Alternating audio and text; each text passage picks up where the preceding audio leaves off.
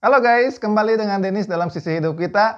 Kulit yang sehat, kulit yang glowing tidak akan lepas hubungannya dengan tubuh yang sehat. Nah, tubuh yang sehat ini membutuhkan pola hidup dan pola makan yang sehat.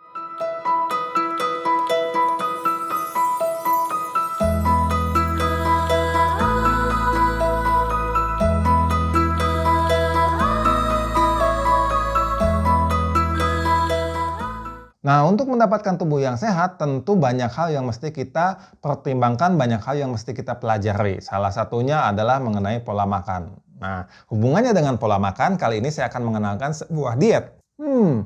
Nama dietnya apa ya? Saya juga masih bingung sebetulnya dengan nama dietnya. Gimana kalau saya panggil dengan diet Denis aja ya? Karena sebetulnya diet ini mungkin gabungan atau rangkuman dari berbagai macam diet ya. Dibilang diet keto juga enggak, dibilang diet ancestral juga enggak, diet paleo juga enggak, atau diet yang lain-lain juga enggak ya. Jadi ini pure kumpulan dari berbagai macam ilmu yang saya pelajari ya, baik itu ilmu kesehatan secara umum, ilmu functional medicine, ilmu kesehatan kulit, ilmu kesehatan tulang, intinya sih lebih ke mungkin dominan di patofisiologi tubuh ya. Oke, jadi diet ini sebetulnya apa sih yang ditekankan? Sebetulnya dietnya tidak terlalu kaku ya, ini lebih fleksibel ya, tergantung nanti dengan kondisi tubuh kalian masing-masing.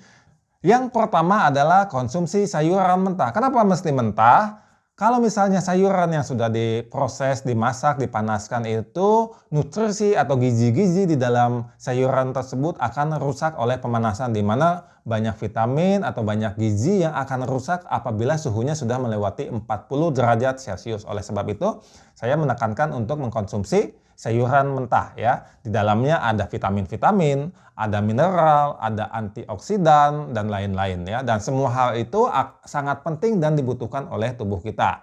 Yang kedua adalah makanan low inflammation. Apa itu low inflammation? Low inflammation itu adalah rendah peradangan di dalam tubuh, di mana seperti kita ketahui bahwa apapun yang terjadi di dalam tubuh kita, bahkan metabolisme kita sekalipun, itu akan menghasilkan peradangan di dalam tubuh. Nah, di dalam diet ini saya akan menekankan untuk mengkonsumsi makanan yang lebih sedikit menghasilkan peradangan di dalam tubuh. Di mana peradangan di dalam tubuh ini akan memiliki dampak yang tidak baik bagi tubuh kita. Contohnya adalah aterosklerosis, peradangan sendi, gangguan insulin, dan lain-lainnya. Nanti penyakitnya bisa hipertensi, diabetes, stroke, autoimun, dan lain-lain ya. Lalu makanan low inflammation itu apa aja? Yang pertama tentu tadi yang sudah saya sampaikan adalah sayuran yang mentah, di mana kalau yang sudah dimasak itu akan menghasilkan inflamasi yang lebih tinggi dibandingkan kalau misalnya masih dalam keadaan mentah ya.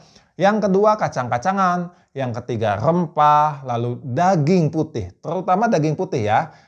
Lebih baik lagi kalau misalnya ikan, atau boleh juga unggas ya. Ikan saya lebih utamakan sebab di dalam ikan itu kandungan omega 3-nya lebih tinggi ya. Lalu di dalam kulitnya juga ada kolagen ya, di tulang-tulangnya juga ada kolagen ya. Lalu yang selanjutnya adalah tulang rawan ataupun kikil, di mana kedua bahan ini memiliki kandungan kolagen yang cukup tinggi ya. Nah, itu contoh-contoh yang makanan low inflammation atau rendah peradangan.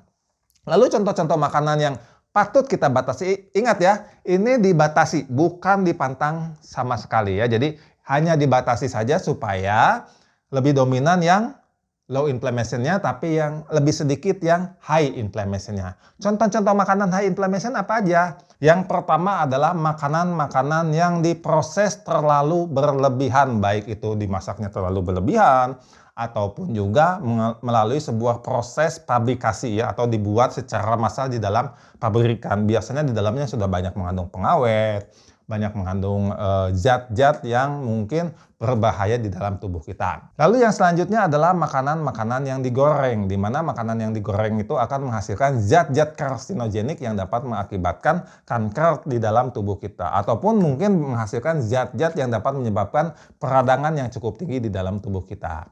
Yang selanjutnya lagi adalah gula atau fruktosa, di mana gula ataupun fruktosa yang berlebihan di dalam tubuh kita juga akan menghasilkan peradangan yang cukup tinggi di dalam tubuh kita. Yang selanjutnya adalah refined karbohidrat ya, atau karbohidrat yang sudah diolah terlebih dahulu sehingga menghasilkan karbohidrat yang lebih sederhana ya. Ini akan menghasilkan glycemic index yang tinggi, dan kelebihan karbohidrat jenis ini akan menghasilkan juga peradangan di dalam tubuh yang cukup tinggi. Selanjutnya adalah daging merah, yaitu daging sapi, daging kambing, daging rusa, dan lain-lain. Pokoknya yang warnanya itu merah ya. Sama, ini juga menghasilkan peradangan yang cukup tinggi dibandingkan daging putih. Nah, yang selanjutnya adalah olahan-olahan susu. Nah, untuk kalian ketahui bahwa 65-70% manusia secara global di muka bumi ini sebetulnya sensitif terhadap kandungan susu. Di mana sebetulnya tubuh manusia itu 65-70% itu setelah melewati masa bayi akan mengalami penurunan kemampuan dalam mengolah laktosa. Di mana intoleran laktosa ini akan menimbulkan berbagai macam gangguan di dalam tubuh kita. Lalu yang selanjutnya, alkohol. Jelas ya, alkohol saya nggak akan banyak bahas panjang-panjang. Kalian sudah tahu semua dampaknya bagi tubuh kita ya. Lalu kafein yang berlebihan. Nah, kafein yang berlebihan juga sama, akan menghasilkan peradangan di dalam tubuh kita. Lalu gluten. Nah, gluten ini biasanya terkandung di dalam tepung-tepungan ya, tepung gandum terutama ya. Nah, tapi memang tidak semua sensitif terhadap gluten, mungkin hanya sebagian kecil saja, kurang lebih 6% ya. Tapi bagi kalian yang mengalami sensitivitas dengan gluten, mungkin patut dihindari makanan ini ya. Dan yang terakhir mungkin adalah makanan ataupun minyak ataupun apapun juga yang mengandung kandungan omega 6-nya yang sangat tinggi ya. Jadi mesti ada rasio antara omega 3 dan omega 6. Nah, kalau misalnya rasio kandungan omega 6-nya terlewat tinggi, sebaiknya dibatasi ya. Omega 6 ini adalah yang termasuk proinflamasi, bukan antiinflamasi. Sedangkan omega 3 adalah antinya ya. Jadi kita itu mesti mengkonsumsi banyak omega 3 supaya memiliki antiinflamasi terhadap omega 6 ya, proinflamasinya gitu, ataupun proinflamasi yang lain.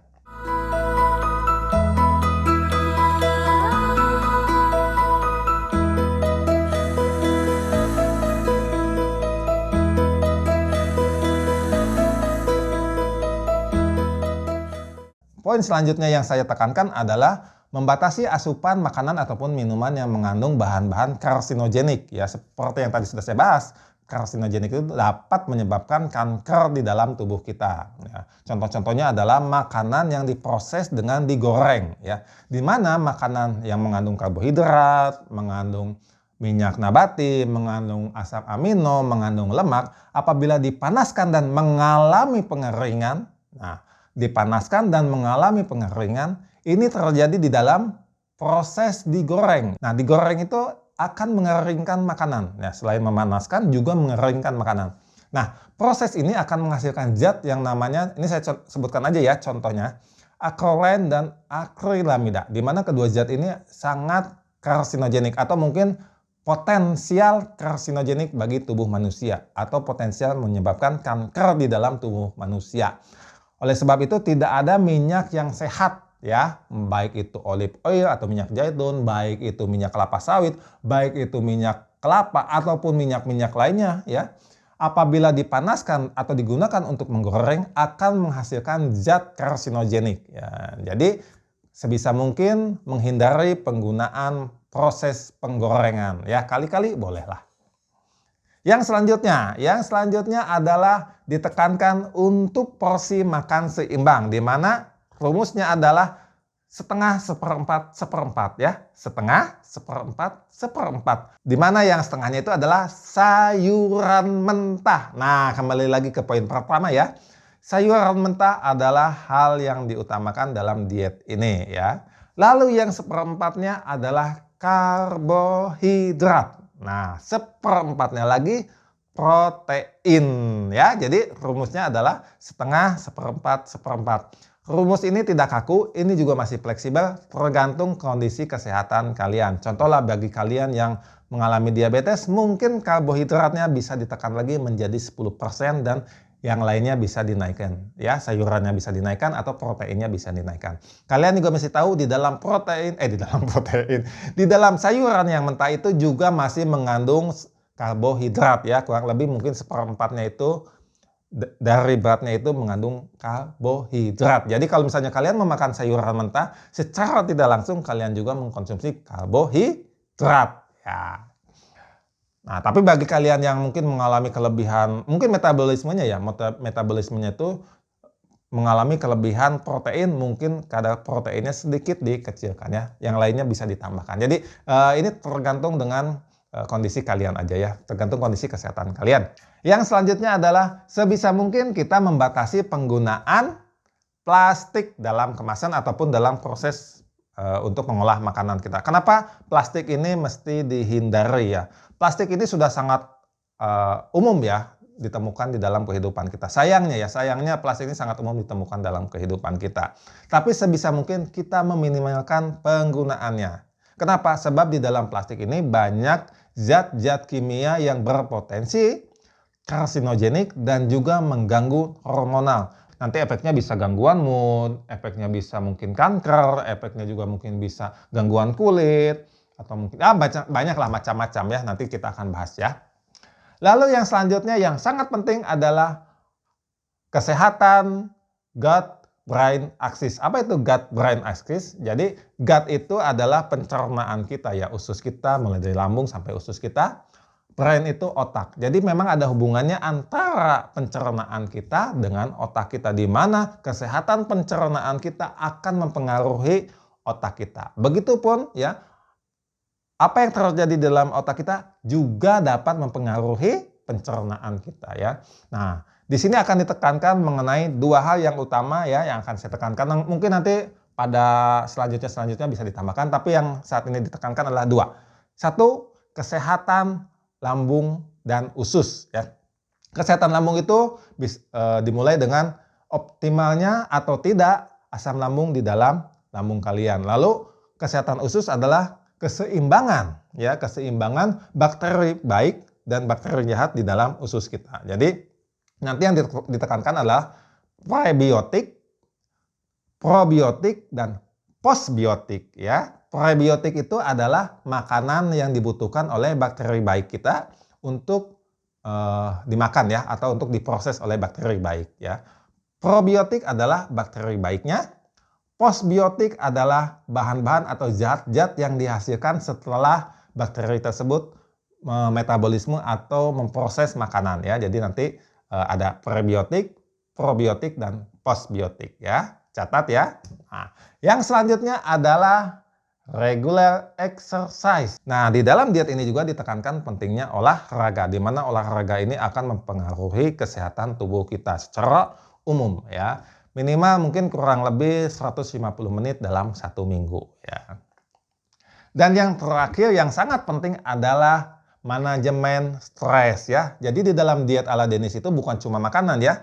Jadi ada pola makan, ada olahraga, ada manajemen stres. Mungkin nanti apabila ada hal-hal yang lain yang perlu saya tambahkan, akan saya sampaikan juga di dalam diet ala Dennis. Nah, jadi ya diet ala Dennis ini tidak hanya menekankan pada kandungan-kandungan gizi atau makronutrien atau mikronutrien. Enggak ya, tapi lebih dari itu ya, mulai dengan dampak inflamasinya atau peradangan di dalam tubuh kita, dampak stresnya, gut-brain axis-nya, dan lain-lain ya. Jadi ini lebih luas cakupannya. Makanya diet ala Dennis ini tidak ada dalam diet keto, nggak ada, diet paleo nggak ada, diet ancestral nggak ada, atau military diet nggak ada, dan lain-lain nggak ada ya. Jadi ini gabungan dari berbagai macam hal ya, digabungkan menjadi diet ala Dennis. Tujuannya supaya tubuh kita itu sehat secara umum ya.